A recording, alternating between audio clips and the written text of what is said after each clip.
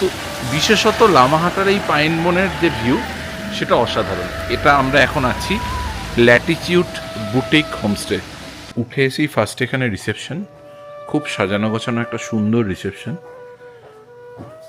আর একটা snooker board রয়েছে, সাথে বিভিন্ন রকমের পাখি তার ফটো ফ্রেম দিয়ে, তার নাম দিয়ে এখানে সুন্দর করে রাখা রয়েছে ফটো ফ্রেমগুলো সাজিয়ে।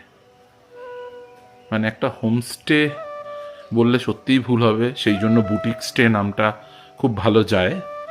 তো এখানে সমস্ত পাখিগুলোর ফটো ফ্রেম রয়েছে, আর এই লনটা দিয়ে পরপর রুম রয়েছে। এখানে কমপ্লিটলি কাঞ্চনজঙ্ঘার ভিউটা দেখা যায়।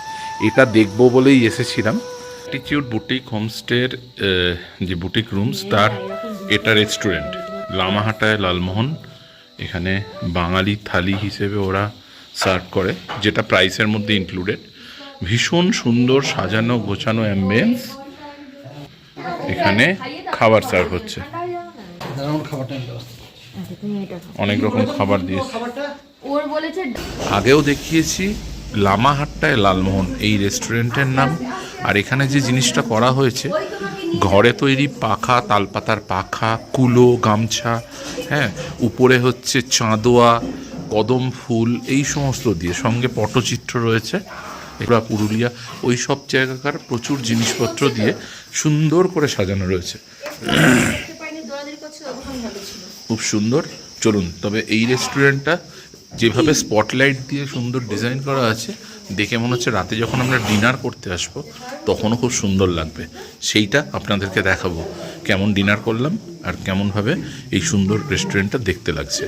আর দুপুরের আহার সত্যি কথা বলতে 10 পদ দিয়ে, 5 পদ নয়, 10-10টা পদ দিয়ে জমিয়ে খেলাম। আচ্ছা, বাইরেটা তো অসাধারণ সুন্দর। এখানে বসে ব্রেকফাস্ট, সন্ধ্যেবেলা ইভিনিং স্ন্যাক্স, সকালের চা কফি খাওয়ার মতো জায়গা করা রয়েছে। আর চলুন, অলরেডি কি বার শঙ্করিতা ভেতরে রয়েছে, তো একবার আমরা রুম ট্যুরটা করে নিই। কি হচ্ছে কোথায় পাখি, কোথায় শোনো? হ্যাঁ, তো এখানে এগুলো প্রত্যেকটা রুমই হর্নবিল, বিভিন্ন ম্যাকাও, বিভিন্ন রকম পাখির নামে করা।